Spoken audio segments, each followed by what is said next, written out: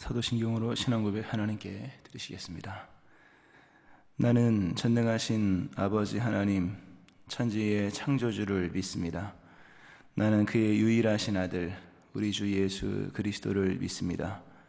그는 성령으로 잉태되어 동정녀 마리아에게서 나시고 본디오 빌라도에게 고난을 받아 십자가에 못 박혀 죽으시고 장사된 지 사흘 만에 죽은 자 가운데서 다시 살아나셨으며 하늘에 오르시어 전능하신 아버지 하나님 우편에 앉아 계시다가 거기로부터 살아있는 자와 죽은 자를 심판하러 오십니다.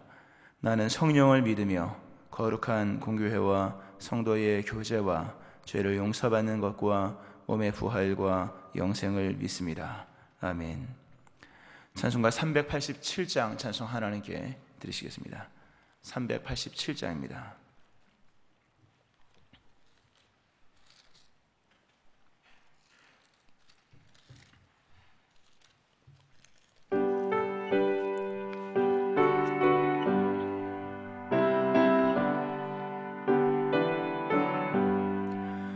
멀리 멀리 갔더니 처량하고 고나며 슬프고도 외로워 정처 없이 다니니 예수 예수 내 주여 지금 내게 오셔서 떠나가지 마시고 이리 함께 하소서. 예수 예수 내 주여 마음 아파올 때에 눈물 씻어주시고 나를 위로하소서.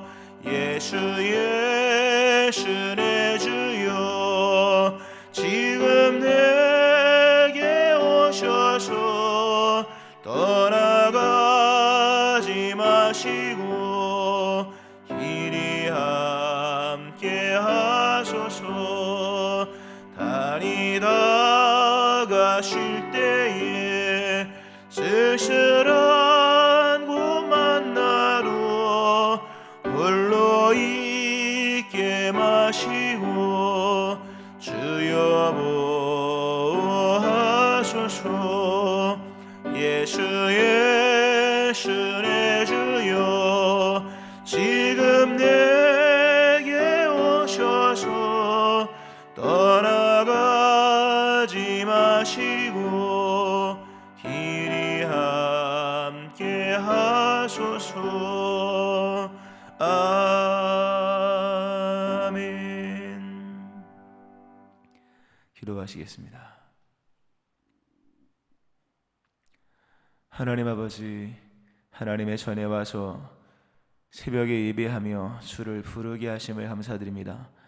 단을 쌓고 여호와의 이름을 불렀던 그 믿음의 선진들처럼 오늘 예배 가운데 주의 이름을 부릅니다. 언제나 임하시며 강림하시며 그들을 기억하고 복을 주신 하나님의 은혜가 오늘 이 새벽에 하나님의 전에 와서 기도하고 주의 이름 부르는 사람들에게, 귀한 주의 백성들에게 임하는 것을 믿습니다. 오늘 믿는 믿음으로 주를 기쁘시게 해드리게 하시고 상 주시는 하나님을 바라보며 확신을 가지고 믿음으로 나아가는 저희를 되게 하여 주옵소서. 성령으로 충만하게 하시기를 원합니다. 우리의 마음속에 언제나 영이 주도하게 하시고 또 마음을 정결케 하셔서 성령이 아니고서는 또 그리스도 예수의 보혈이 아니고서는 정결하게 될 수 없는 저희들, 우리를 씻으실 뿐만 아니라 우리 가운데 임하심으로 우리의 존재와 우리의 마음과 생각 깊은 곳이 하나님의 거룩하심처럼 거룩하게 되어지는 저희들 되게 하여 주옵소서. 하나님의 의가 우리 안에 충만하게 하심으로 구하게 하시고 그 길을 가는 자의 삶을 살게 하여 주옵소서. 오늘 금요 성령 집회 가운데 역사하셔서 하늘의 능력 또 하나님의 좋은 것들을 받으며 입으며 체험하는 귀한 시간이 되게 하여 주옵소서. 하나님, 이제 돌아오는 주의 교육부 드라이브인 부활절 예배 가운데 주께서 필요한 것들을 더하시되 그분 하나님의 역사가 있어 우리 아이들이 주님을 새롭게 경험하고 또 믿음이 회복될 수 있게 하여 주옵소서. 오늘도 말씀 속에 역사하시고 또 코로나의 종식과 또 새롭게 행하시는 하나님의 역사를 소망합니다. 감사하며 예수님의 이름으로 기도합니다. 아멘. 이사야 49장 14절부터 17절 말씀 보시겠습니다. 이사야 49장 14절부터 17절 말씀입니다. 교도하시고 마지막 합독하시겠습니다. 오직 시온이 이르기를 여호와께서 나를 버리시며 주께서 나를 잊으셨다 하였거니와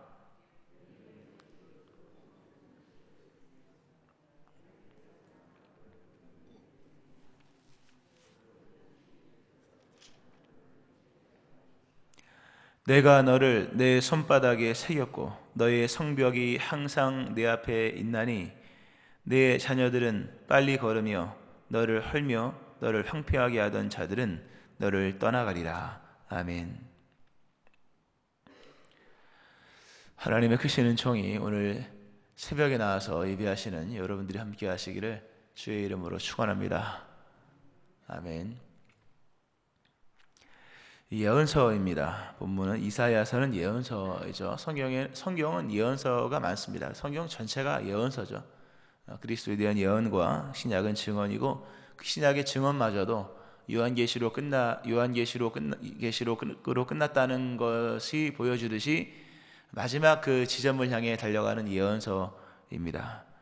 이미 성취는 시작됐고요. 벌써 예언이 선포되고 그 예언은 때가 되면 이루어지는데 그때가 언제냐 하는 겁니다. 그것이 또 어디서 이루어지느냐? 땅에서 이루어지다. 땅에서 이루어지는 겁니다. 땅은 맨 땅이 아니라 그 땅을 밟고 있는 우리들입니다. 이렇게 봤을 때 말씀하시는 하나님과 그 말씀을 이해하는 인간의 그 차이는 사실 이루 말할 수가 없는 거예요. 피조물과 창조주 하나님의 차이는 이건 비교할 수 없는 거죠. 그 모든 면에 그 비교할 수 없는 하나님의 말씀을 인간이 얼마만큼 이해할 수 있을까? 물론 하나님은 계속 인간이 알아들을 수 있도록 여러 선지자를 통해서 반복적으로 긴 시간 동안 동일한 말씀을 지속적으로 계속 해주시죠. 단순화시켜서. 그러나 그 단순화된 것마저도 인간에게는 버겁다는 겁니다. 예언의 말씀, 특별히 이사야서 말씀이 바벨론 포로를 겨냥하여 회복될 것이다, 돌아올 것이다 라는 말씀을 했지만 그 상황에 놓여 있는 그 상황 속에서 그 약속의 성취를 이제 받아야 하는 그 백성들의 입장에서는 이게 아주 묘연한 겁니다. 이게 언제 어떻게 일어나야 될지 알 수가 없는 겁니다. 때는 맞는 것 같아도 이 상황에서 무슨 때가 이루어지느냐, 이런 복잡한 일들이 생겨지는 것입니다. 시간의 문제가 생기는 거죠. 일단 하여튼 언제 이루어지느냐, 또 그 지점에 가서도 상황의 문제가 생기는 겁니다. 인간은 순리적인 데서만 그 생각이 합리적인 사고가 나옵니다. 1 더하기 1은 2다. 이런 거 있지 않습니까? 당연히 이렇게 전체가 보이고 순리적 상황 속에서만 인간은 합리적인 사고가 나오고 합리적인 사고를 할 때에 비로소 이게 되니까 이제 좀 안심하게 되는구나. 근데 그 합리는 인간의 경험에서 나오는 어떤 그런 법칙 같은 이해의 법칙 같은 것들이죠. 근데 하나님에게는 순리만 있는 게 아니거든요. 하나님은 섭리가 있습니다. 이거는 복잡한 겁니다. 또 감춰진 하나님의 어떤 역사들이 있습니다. 더 나아가 거꾸로 되어지는 역설이 있는 거죠. 망해야 흥하고 죽어야 살아나고 가난해야 하나님의 나라를 얻는 이 풀무불 도가니에 들어가야 정금되어지는 이런 역설이 있다는 거죠. 이런 거를 사람이 과연 이해할까? 그러니까 모르고 당하는 겁니다. 그러니까 당하듯이 받는 거예요. 그러나 이후에는 알리라. 그때는 당하는 것이었으나 나중에 그게 복이라는 것을 나중에 아는 거죠. 천국 가면 나중에 다 면류관 벗어 주께 드린다고 하잖아요. 그 의미가 뭐겠습니까? 모르고 받은 거예요. 모르고 이루어진 겁니다. 알 수 없을 때, 연약하고 죄인되고 원수되었을 때 이루어진 거죠. 원수되었을 때 은혜를 받는다고 생각해 보세요. 그 은혜가 은혜로 와닿겠습니까? 은혜에 저항을 하는 거죠. 안 받겠습니다. 죽는 줄 알고. 근데 저항할 수 없게끔 하시면서 하나님께서 주시는 그 강력, 어떤 그 하나님의 은혜로 말미암아 모르고 받는 거예요. 모르고 받고 알 수 없는 걸 받고 심지어 원수된 입장에서 막 받는 거죠. 나중에 받아놓고 보니까 은혜가 되는 겁니다. 나중에 천국 가서 그때 면류관을 벗어드리는 거예요. 전체적인 이해가 있을 때. 지금은 우리가 그런 겁니다. 우리의 상황 속에서 시간의 문제도 좀 이해가 안 되고, 시간이 되어도 상황의 문제, 역설과 섭리와 여러 가지의 문제를 경험하면서 인간이 이해하지 못하는 하나님의 일하심을 보면서 낙심하고 다급하고 거기서 돌발적 행동을 하고, 하나님이 다 끌어다가 주십니다. 다 끌어다가 주시더라고요. 보니까 또 앉혀놓고 주시고, 때때로 아무것도 못하게 앉혀놓고 주시고, 이러한 일들이 우리뿐만 아니라 믿음의 선진들에게도 많이 일어났습니다. 엘리야가 그 바알신 아세라 신을 멸하고 했을 때 이세벨이 너도 내일 죽는다. 이세벨이 얘기했을 때 열왕기상 19장에 보면 엘리야가 그러잖아요. 그가 이 형편을 보고 일어나 스스로 이제 가죠. 저 남쪽으로 가서 광야로 가서 로뎀나무 밑에서 죽기를 구했던 모습, 형편을 보고 일어났다. 이 형편을 보고 아무리 믿음의 선진, 믿음의 대가 엘리야, 죽지 않은 엘리야를 할지라도 그 믿음의 규모보다 더 큰 일이 일어나면 이러한 이 다급함의 문제나 하나님의 역사를 이해하지 못하는 일은 일어날 수 있습니다. 근데 하나님은 또 다 이해할 수 있도록 그 문제보다 더 큰 믿음을 주시기 위한 또 호렙산의 사건도 있었지 않습니까? 이런 일들, 다윗도 마찬가지입니다. 다윗이 블레셋으로 이제 도망갔을 때, 가드왕 아기스에게 도망갔을 때, 이 여러 이제 신하들이 아기스에게 이게 누굽니까? 사울이 죽인 다윗 만만히 이런 얘기했을 때 스스로 생각하면서 미친 척하는, 스스로 생각하는, 다 결국 이게 어떤 말씀인가? 인간 내면에는요, 죄의 본성이 있습니다. 죄의 본성이 뭡니까? 하나는 스스로 생각하는 것이요, 하나는 불행한 걸 생각하는 겁니다. 사울왕을 이렇게 보면 아주 피해 망상이 걸려 있습니다. 사람들이 나를 죽일 거다, 나를 뒤에서 나를 이렇게 음해할 거다, 이런 생각이 사울왕의 생각 속에 가득했거든요. 그러니까 성령이 아니고서는 이런 생각에서 벗어날 수가 없습니다. 죄인의 본성은 부정적이고, 죄인의 그 생각은 사망적인 생각입니다. 그리고 하나님을 떠나서 독립적인 생각들, 이런 죄의 본성에서 나오는 이런 생각들, 이것이 우리에게 많아지면, 그래서 믿음보다 더 커지면 역설의 문제, 섭리의 문제를 이겨나갈 수가 없는 겁니다. 날마다 우리의 마음과 생각은 자연인의 마음과 생각으로 살게 내버려두면 안 됩니다. 날마다 기도하셔야 돼요. 기도하면 모든 지각에 뛰어난 하나님의 평가, 그 모든 지각이 뭘까요? 인간의 본성은 말이에요. 인간의 본성, 여러 인간의 지식 다 포함되지만 그 본성에서 기인한 생각이나 인간이 읽고 쓰고 해서 얻은 지각 가지고는 이 죄의 깊은 곳에서 솟아나는 이런 하나님에 대한 불신과 이해할 수 없는 이런 것들을 극복할 수가 없는 거예요. 그러니까 자연인의 생각을 그대로 자연인의 생각으로 내버려두면 거기서는 이런 이해할 수 없는 이런 일들이 생겨진다는 거죠. 늘 기도하셔야 돼요. 기도하여서 많은 걸 구하는 것도 중요하지만 그냥 하나님 앞에 있는 것 자체가 중요한 거예요. 있고 많은 걸 부르짖는 것도 중요하지만 주님을 느끼고 주님이 우리 안에 스며든다, 껍데기만 씌우는 게 아니잖아요. 우리 안에 이렇게 스며드시는, 임하시는 하나님을 경험하는 거죠. 그때 모든 지각에 뛰어난 하나님의 평강이 그리스도 예수 안에서 너희 마음과 생각을 지키시리라. 다시 이제 그러면 이제 죄의 본성에서 나오는 부정적이고 두려운 생각들, 그런 파괴적이고 피해 망상적인 생각들, 그게 이제 싹 사라지면서 이제 내일이 보이고 평강이 오고 기다리는 인내가 생기고 하나님에 대한 이해가 더 커지는 거죠. 뒤집어서 역사하신 하나님이 이해가 되는 거죠. 가난하게 하셔서 천국의 것을 주시고 병들게 하심으로 우리를 깨끗하게 하시고 이런 거 많거든요. 근데 이런 물론 꼭 이렇게 역설적이고 섭리적인 상황으로만 문제를 풀어가는 것은 아니지만 그 하나님을 모르고 과연 우리가 이 세상의 순리적인 생각으로 하나님이 얼마나 믿어지겠는가라고 하는 겁니다. 날마다 기도하셔야 되고 날마다 말씀 안에 젖어 있어야 됩니다. 말씀이 우리의 생각의 첫 번이 되도록, 우리의 생각의 어떤 그 근원이 말씀에서부터 나오는 생각이 될 수 있도록 기도와 말씀은 믿음의 기본이죠. 말씀에서 믿음이 나오고 기도로 그 믿음의 유익을 얻는 겁니다. 그 다음에 말씀과 기도, 이런 것이 굉장히 중요하다는 거죠. 이 예언, 특별히 이 예언서의 입장에서 우리가 오늘 오직 시온이 이르기를 여호와께서 나를 버리시며 주께서 나를 잊으셨다 하거니와, 이스라엘 백성은 충분히 그런 생각만 할 만하죠. 바벨론 포로에 끌려가서 일어나는 상황을 봤을 때 하나님이 하신 말씀이, 이스라엘이 여호와께서 나를 버리시며 주님이 나를 잊으셨구나. 낙심한 겁니다. 시험 든 거죠. 하나님이 나를 버렸다. 이 죄를 많이 진 사람이 이런 생각이 듭니다. 또 하나님이 나를 잊었다. 믿음 생활 소홀히 하면 이런 생각이 들고, 또 너무 긴 시간 속에 이렇게 하나님의 뜻이 이루어지지 않으면 이렇게 됩니다. 네, 이때 하나님 하신 말씀이, 있을 수 없다 그런 일은 나한테. 니네가 생각해도 여호와께서 나를 버리시며 주님이 나를 잊으셨다, 너희들이 그렇게 얘기하지만 내가 미리 말한다. 그런 일은 나에게 있을 수 없는 일이다. 나는 절대로 너희를 잊지도 않고 버리지도 않는다. 나에게 있을 수가 없는 일이다. 비유로 말씀하시죠. 여인이 어찌 젖 먹는 자식을 잊겠느냐. 우리가 요즘에 하도 세상이 이제 험악해서 젖 먹는 자식도 버리더라고요, 보니까.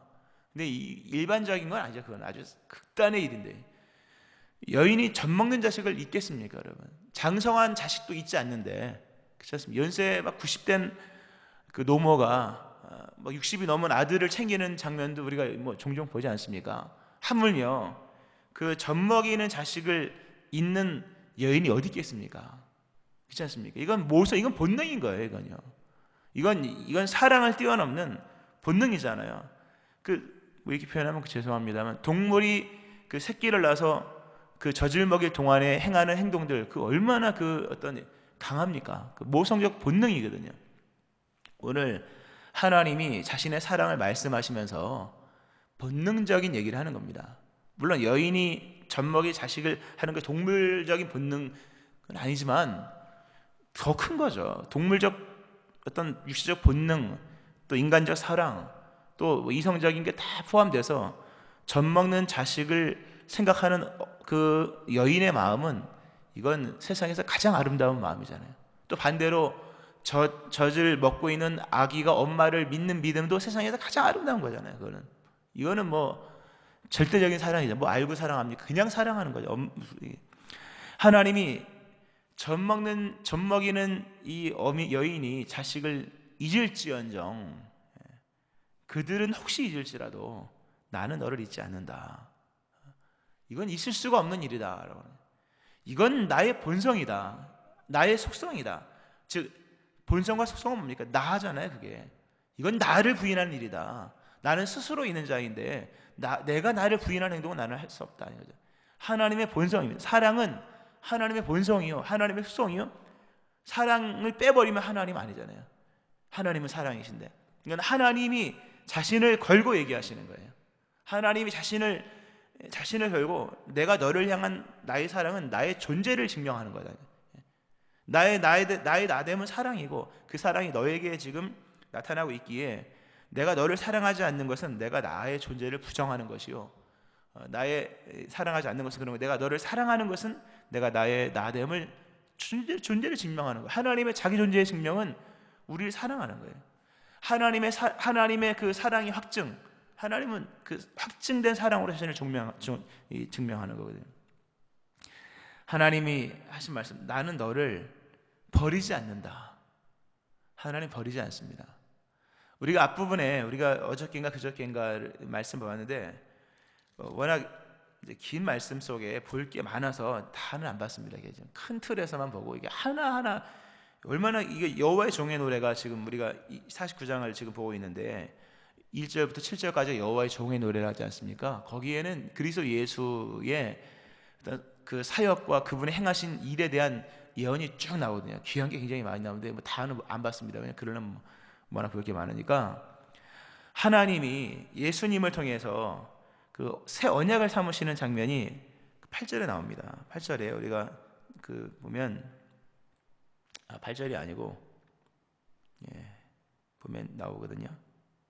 쭉 나오는데, 하여튼 언약에 대한 말씀이 나옵니다. 제가 다 찾았는데 절수 잘못 기자한 것 같네요. 8절 같은데요. 하여튼 하여튼 나옵니다. 나중에 집에 가서 보세요. 그냥 여기 보세요. 여기 보세요. 하나님이 이렇게 말, 내가 너를 장차 보호하여 너를 백성의 언약으로 삼으며 나를 일으켜 그들에게 그 헛모였던 땅을 기업으로 상속하게 하리라. 몇 절이 있는데요. 하여튼 그 말씀이 있습니다. 하여튼 제가 갑자기 여기서 보면 잘 안 보입니다. 안 보이는데, 하나님께서 하신 말씀이 내가 너를 백성의 언약으로 삼는다라는 말씀이 나옵니다. 하나님이 메시아를 보내시면서 백성의 언약으로 삼는다. 근데 이건 이상한 거예요. 이게 이사야서에서 백성의 언약으로 삼는다고 하는 것은 이건 깨어진 언약을 재경신한다는 얘기거든요. 하나님과 인간과 하나님을 대표해서 인간의 대표로서 하나님과 계약을 맺은 여러 당사자 중에 아브라함이죠. 아브라함 계약을 맺었죠. 그리고 다윗은 아주 확실한 언약을 맺었죠. 이사야서에 나중에 다윗에게 허락하신 확실한 은혜. 근데 그 언약은 이미 깨져버렸습니다. 다윗은 성공했는지 모르지만 다윗도 벌써 깼죠. 벌써 깨어진 언약인데, 하나님이 인간은 어느 아브라함이든 믿음으로 의롭다 인정받은 아브라함이든 아니면 하나님 보시기 흡족해서 다윗이든 어떤 인간도 죄인의 본성 속에서 언약을 끝까지 유지할 수 있는 사람이 없습니다. 계약은 끊임없이 갱신됐거든요. 끊임없이 계약은 갱신됐습니다. 근데 갱신된 언약이 끊임없이 파기가 됐거든요. 하나님이 그 계약이 끝나면 끝난 거잖아요, 여러분. 잊을 수 없는 하나님이 인간을 잊지 못한 하나님이 파기되지 않은 영원한 계약을 다시 행하십니다. 그분이 바로 예수님이에요. 예수님은 하나님과 인간 사이의 중보자입니다. 계약의 중보자예요. 그분이 우리를 대신하여 계약을 한 겁니다. 하나님도 예수님을 통해서 우리를 계약한 겁니다. 예수님 안에서 하나님은 잊어버릴 수밖에 없는 그 인간과 완전한 계약을 맺으시죠. 예수님께서 그 피로 값주고 하신 그 피의 어떤 십자가를 지실 때 성찬하시죠. 그때 이 잔은 내 피로 세우는 새 언약이니 곧 너희를 위하여 붓는 것이라. 피로 맺는 새 언약이다 라는 말씀. 너희가 다 이것을 마시라. 이것은 죄 사함을 얻게 하려고 많은 사람을 위하여 흘리는 바 나의 피 곧 언약의 피니라. 그리스도 예수의 피로 다시금 새로운 계약이 맺어진 겁니다. 하나님이 잊지 않겠다는 약속을 완성하신 거예요. 그리스도 예수의 보혈의 피를 믿는 자에게는 영원한 언약이 체결된 겁니다. 하나님은 잊지 않으십니다. 예수를 믿는 자 이거든 하나님이 잊지 않으심을 믿으셔야 합니다. 이 믿음이 있어야 하나님이 그 새 언약을 이행하시기 위해 새 언약을 맺고 이행하시기 위해 행하시는 하나님의 역사를 찬송하는 거예요. 그게요. 이 믿음이 없이는 하나님의 역사를 고백을 못하는 겁니다. 하나님은 절대 잊지 않습니다. 하나님은 버리지 않습니다. 죄인일지라도. 오늘 읽어드린 그 마가복음의 말씀에 새 언약의 피, 죄를 인하여 죄 사함을 얻게 하려고 하나님이 제일 싫어하는 행동을 해서 계약이 깨진 거잖아요. 그러나 하나님은 하나님이 가장 싫어하는 행동인 죄를 지은 인간을 대신하여 예수를 보내시고 계약 맺으신 거 보면 하나님 잊지 않으십니다. 언제까지 잊지 않으실까요? 우리가 죽는 날까지 잊지 않으십니다. 그러나 은혜의 때 구원의 날이 있다는 말씀 어제 드렸듯이 죽음 이후에는 뭡니까? 그러나 그때는 뭡니까? 심판이 오는 거죠. 그러니까 아무리 흉악한 죄인이라 할지라도 하나님은 그의 생명이 마지막 죽는 순간까지는 하나님 잊지 않으십니다. 그를 구원하기 원하시는 거죠. 그럼 회개한 강도 십자가 옆에 대표적인 사건이죠. 오늘도 하나님은 우리를 잊지 않으십니다. 지금까지 우리가 어떤 죄를 졌든지 내가 생명이 살아있다고 하는 것은 하나님이 나를 잊지 않으셨다는 증거죠. 그러니까 이 생명이 호흡이 있는 동안은 회개의 기회인 거예요. 근데 죽음으로 넘어가면 그때는 이제 하나님의 심판이 많은 거죠. 그러니까 지금은 은혜 받을 만한 때에 구원의 날. 우리가 어제 보았던 말씀이죠. 은혜의 날 구원의 때인 것이죠. 그러니까 지금이라도 주께 돌아오면 하나님은 기억하신 대로 다 행하시는 거예요. 베풀으신다는 거예요. 오늘 하나님 잊지 않는다. 하나님은 나를 버리지 않는다. 첫 번째 버리지 않는다죠. 두 번째는 하나님은 나를 잊지 않는다. 하나님은 우리를 한시도 잊은 적이 없습니다. 우리가 잠깐 잊었다는 게 깜빡했다 이런 개념이 이런 하나님 우리를 잊지 않는다는 겁니다.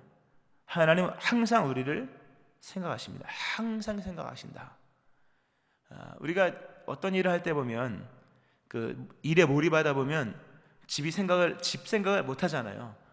일에 막 몰입하다 보면 뭐 생각 안 나잖아요. 그때 뭐 부인이 생각납니까? 자식. 일에 몰입하다 보면 적어도 그 일에 몰입한 순간에는 그냥 일만 생각나는 거잖아요. 그렇잖아요. 그렇게 되거든요, 다. 근데 하나님은 그러지 않다는 거죠. 하나님 어떤 일을 하시든지 항상 우리 일을 생각하시면서 일하신다는 거예요. 항상 우리는 이제 일을 마치고 좀 정신을 이게 이런 게 있었구나 이렇게 될 때가 많은데, 하나님은 절대로 잊지 않으신다. 기억하신다는 거죠. 잊지 않는 게 아니라 기억하신다. 언제나 기억하신다. 이 기억하신다는 단어는 유명한 단어죠. 이게 자카르라는 단어. 우리가 뭐 잘 알고 있어야 될 말씀이죠. 하나님의 기억은 언제나 하나님의 행동으로 이어집니다. 그 하나님의 행동은 언제나 적어도 우리가 이 땅에서 하나님을 믿고 나갈 때 하나님의 기억은 반드시 선으로 이루어집니다. 홍수가 났을 때 하나님이 노아와 그와 함께 방주에 있는 모든 들짐승과 가축을 기억하사 하나님이 바람을 땅에 불게 하심에 물이 줄어들었다. 물이 줄어든 시점은 하나님이 그들을 기억하신 시점. 하나님이 라헬을 생각하신지라 하나님이 그의 소원을 들으시고 그의 태를 여셨으므로, 하나님이 여러분을 오늘도 생각하시는 줄로 믿으시기 바랍니다. 한나 여호와께서 그를 생각하신지라. 하나님의 생각은 하나님의 구원으로 이루어집니다. 근데 하나님은 오늘 백성들에게 하신 말씀이 나는 너를 잊지 아니할 것이라. 한 번도 잊은 적이 없다. 더 나아가서 하나님은 내가 너를 내 손바닥에 새겼다. 손바닥에 새겼대요, 여러분. 우리 하나님이 그러잖아요. 그 미간에 붙이고 손목에 목에 달고 그러지 않습니까? 그 신명기 말씀처럼 하나님의 손바닥에 뭐가 있느냐? 내 이름이 새겨져 있다 하는 거죠. 더 나아가서 너의 성벽이 항상 내 앞에 있다. 볼 말씀이 많습니다. 너의 성벽이 내 앞에 있다. 이게 참 짠한 얘기인데, 이스라엘이 바벨론의 포로에 끌려갑니다. 포로로 끌려갈 때 예루살렘 전국이 황토화되고 맨 마지막에 예루살렘이 정복이 되고 예루살렘 성벽이 완전히 무너지면서 폐허가 됩니다. 근데 하나님이 그 장면을 늘 기억하시는 거예요. 늘 그 무너진 성벽을 기억하시는 겁니다. 이런 느낌이 아닐까? 첫째 딸을 시집 보내고 그 빈방을 보는 부모의 마음, 그 아시는 분이 계신가 모르겠어요. 출가하신 분은 아실 텐데, 그 딸을 시집 보내고 그 빈방 있지 않습니까? 저희가 딸이 넷인데 저희 아버지 첫째 딸을 출가하고 눈물을 흘리셨다는 얘기를 제가 엄마한테 들었습니다. 그런 마음이지 않을까? 뭐 둘째 딸은 모르겠다고, 뭐 셋째 딸은 뭐 더더욱 아닐 거고, 막내 딸은 모르겠네, 아들은 모르겠고, 하여튼 그런 기분이 아닐까? 하나님 그런 마음. 그 하나님이 예루살렘의 복을 주실 때 얼마나 기뻤겠습니까? 근데 그것이 완전히 깡그리 무너지고 포로로 끌려가는 그 딸 같은 백성, 완전 딸로 표현하잖아요. 딸 같은 백성이 그렇게 이제 끌려가고 그 허물어진 그 성벽을 보시는 하나님의 마음이 그게 어떻겠냐는 거죠. 하나님이 너의 성벽이 항상 내 앞에 있다. 근데 여기 또 중요한 숨겨진 의미가 담겨 있죠. 예루살렘 성벽이 무너지면서 성전도 같이 무너졌거든요. 하나님은 백성의 집이 무너질 때 자신의 집도 허물게 하셨거든요. 백성의 집은 무너지면 내 집은 안 무너져, 이게 아니에요. 같이 무너졌다 하는 거예요. 그러니까 하나님의 예루살렘 성전이 무너질 때 하나님의 성전도 함께 무너집니다. 아픔에 동참하시는 하나님. 이게 중요한 얘기입니다. 내가 광야에 있는데 하나님은 천상에 홀로 계시는 분이 아니라는 거죠. 이스라엘 백성이 광야로 들어왔을 때 하나님도 같이 그들과 함께 텐트에 거하시고 함께 하시는 하나님의 모습으로, 오늘 하나님은 여러분의 모든 것을 다 기억하십니다. 근데 그 여러분의 아픔을 가장 크게 기억하신다 하는 거죠. 무너진 성벽을 항상 앞에 두시는 하나님의 그 마음이 어떨까 하는 거죠. 여러분의 아픔을 항상 가장 맨 앞에 두시고 그 아픔을 잊지 않으시는 거죠. 그리고 하나님이 결심을 하시고 맹세하시고, 뭐 스스로 맹세하실 뿐 아니고 하시고 생각하시니 반드시 돌아오게 할 거다. 조금만 기다려라. 반드시 돌아올게 할 거다. 조금만 이해해줘라. 상황이 그렇게 급변하고 역설적인 것 같아도 내가 다 좋은 일 할 거니까 딸 시온아 조금만 기다려라 하시면서 하나님 말씀하시는 겁니다. 오늘 말씀이 여러분에게 은혜로 와닿기를 바라고, 하나님은 버리지 않습니다. 하나님은 잊지 않으십니다. 그런 일은 하나님에게 있을 수 없는 일입니다. 오늘도 하나님이 이 궁율 속에서 여러분을 건지십니다. 오늘도 믿는 믿음으로 나가기를 주의 이름으로 축원합니다. 아멘. 기도하겠습니다.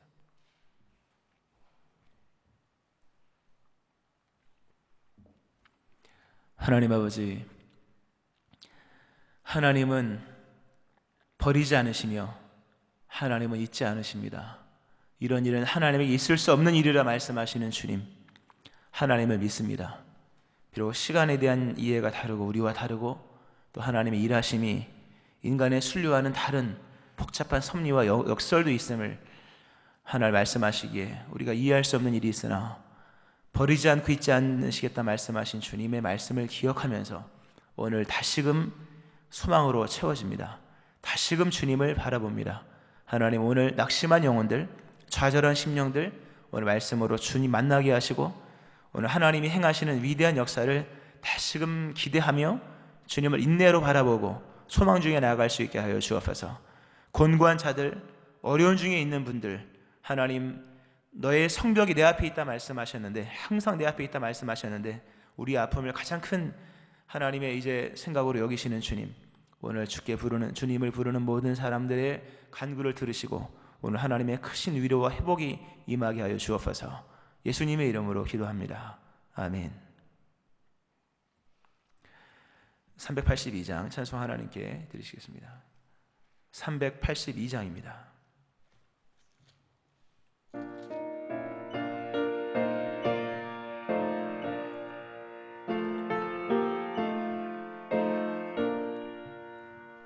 너 근심 걱정 말아라, 주 너를 지키리.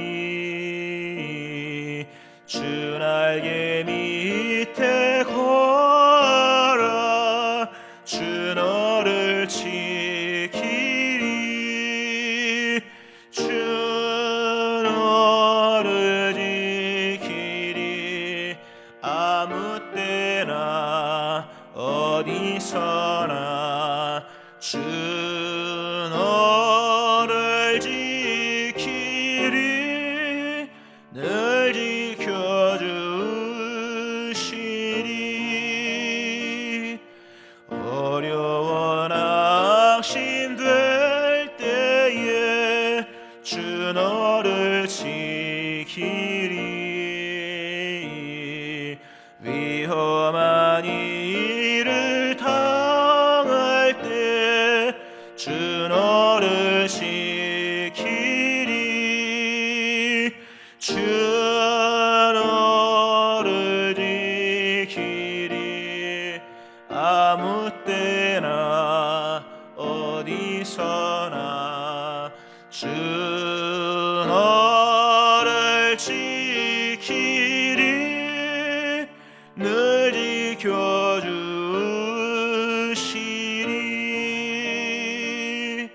너 슬픈 미리 아시고 주 너를 지키리. 구하는 것을 주시며 주 너를 지키리. 주 너를 지키리. 아무 때나 어디서나 주 너를 지키리. 늘 지켜주시리.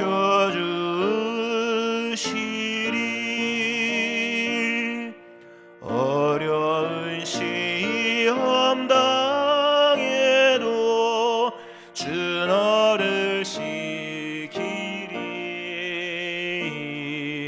구주의 품에 거하라, 주 너를 지키리. 주 너를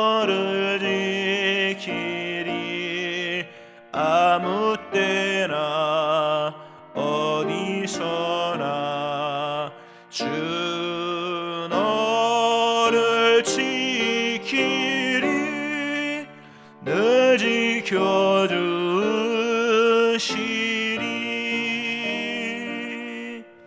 아멘.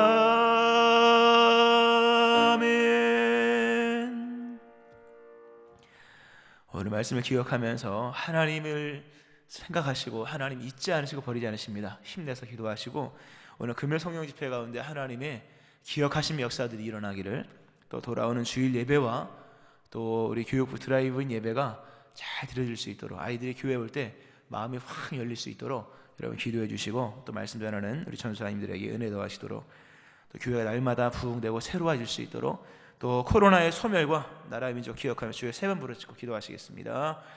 주여, 주여,